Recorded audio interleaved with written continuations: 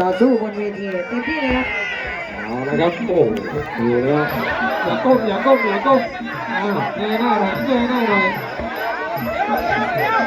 ฟ้าสถานอีธานนี่ครับฟ้าสถานดูแต่มวยตู้วันนี้มาดูตัวเองชกบ้างเป็นยังไงเห็นแต่เขาชกในทีวีมาดูตัวเองขึ้นเวทีเองจะเป็นยังไงโอ้ครับมีทาทีมไฟใหญ่ด้วยวันนี้เดินเข้ามาศาสนาเตะขวาเข้ามาสามยก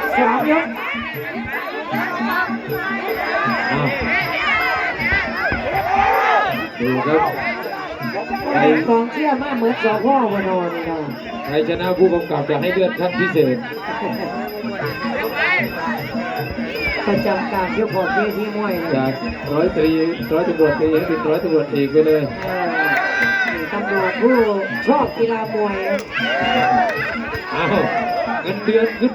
พิเศษผู้กำกับสพเดชอุดมสั่งมาใครชนะ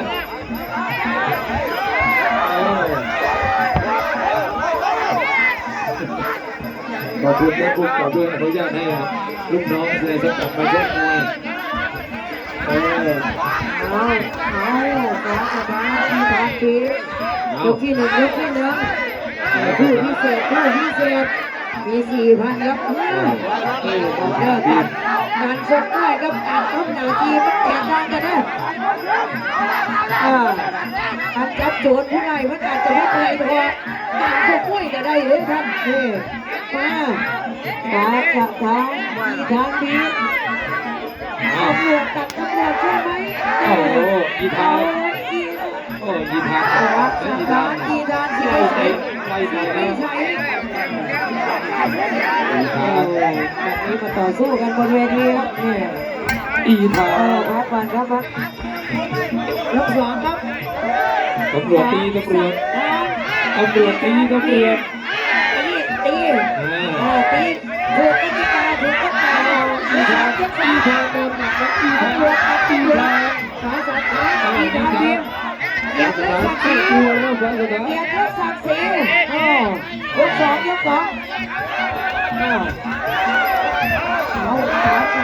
ีทางเดียวเกียรติตำรวจของไทยเกียรติวินัยการที่มันคงเอามาเป็นชุดเลยครับเสื้อมีทางที่ส่งกลับด้วยอีทางสถานเป็นยังไงเลยปัดเข้าเป็นยังไงสถานอีทางเดียวตำรวจตีตำรวจให้ประชาชนดูประชาชนเชียร์ครับเชียร์ฝั่งไหนแดงอีกครับสถานต้องการอีทางเดียวตำรวจตีกันไม่ผิดกฎหมายครับเราตีอย่างถูกกฎหมายแล้วคนเดียวตีโอ้ทำลายยืดนะอีทางอีทางอย่างอีทางโดนมาของเขาสุดท้ายฟันมุดเข้าไปต่อยลำตัวเป็นการต่อสู้ของกีฬามวยไทยมาสถานอีทางเดียวไม่ได้จับผู้ใดเลยจริงเลยจะไหนก็เฮ้ยอยู่อ่ะแต่ละยกไปจะผ่านไม่ใช่ง่ายโอ้สุดยอดไม่จับพวกเรามีลูกปืนช่วยนะไม่จับตำรวจไม่มีอะไรช่วยนะกับเพียงแล้วตอนนี้กับเพียงเป็นตัวชายนะครับครับมาสถานอีทางเดียวโดนต่อยเลยยกสองเดี๋ยวนี้ต้องขอบันทึกประจำวันแล้วเราไม่เอาเรื่องกับโปรโมเตอร์นะเพราะว่าเอาตำรวจมาทีกันไม่เอาเรื่องกับโปรโมเตอร์แล้วสีสันนะพี่น้องเป็นไงแก้โควิดมาแล้วว่ามาเอาเรื่อง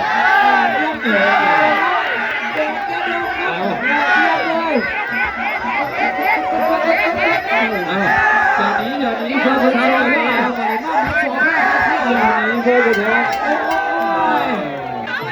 รักมวยรักกีฬามวยไทยคุณพิทักษ์สันติราชตำรวจกับฟ้าสถานแดงครับมีทางดีนะครับสุดท้ายน้ำกระจาย ตาอีธานต่อยเข้าไปลุยเข้าไปอีธาน อะไรมันก็เกิดขึ้นได้ครับยังไม่สรุปครับการสถาน เอ ที่ อเข้าไปอีธาน โล่แบกนะครับนี่ก็โล่แบกนะครับแบกเริ่มโล่แล้วกำลังสโล่ครับที่ห้าช้า เอาหมดเข้าเลย มายิงละรอบมายิงละรอบปึ๊ด เอาสวยไปเลยได้ไม่สวยอันนี้อย่าได้มันมีมาใหม่มันไม่นะอย่าเหลือแกไหนนะสวนมาหันโอ้โหไผเป็นไผเนี่ยแกจะเบิดแล้วครับที่นี่ครับ อีธานผมว่าอีธาน ผู้ใดเห็นไปหลายด้วยกันครับนี่ผู้ใดเห็นไปหลายด้วยกัน เอายิงชุดฟ้าสถานเอายิง สุดท้ายนะพี่น้องสุดท้ายรอบอลเก็บอาการไว้ก่อนเดี๋ยวก็สู้เมื่อสมันเก็บอาการไว้ทั้งสองฝั่งน้ำเงิน อีธานบีบลูกหนองสองห้อง ยินดีด้วยครับให้กำลังใจกับการแสดงนะครับมิตรภาพครับฮักแพงแบ่งปันค่ะเสียงปรบมือหน่อยครับพี่น้อง เขาเจอต่อสุดท้ายแล้วใครจะชนะทางด้านกองตะวันเอกเคยเอาชนะให้กับปอราชวัฒน์มาแล้วนะครับไม่ธรรมดาเดี๋ยวจะไปเจอเสือเท่าอย่างบอลเพชรครับอะไรจะเกิดขึ้นนะในสายจากอย่างแม่ครับเดี๋ยวจะสายจากนากระเซงครับ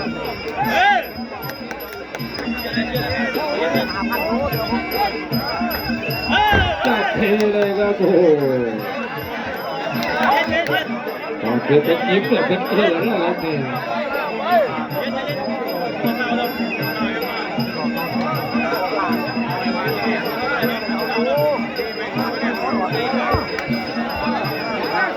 แล้วก็พลังกำลังกับศิลปะนะครับคู่นี้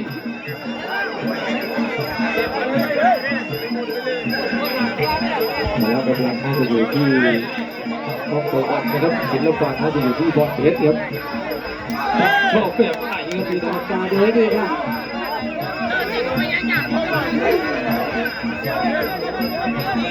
เรื่องนี้มาดูเบอร์ใหญ่ๆเสือสิงห์กระทิงดูมาเยอะเลย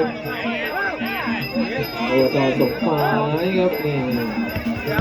ตอนนี้มาเยอะพี่น้องบุกเบื่อ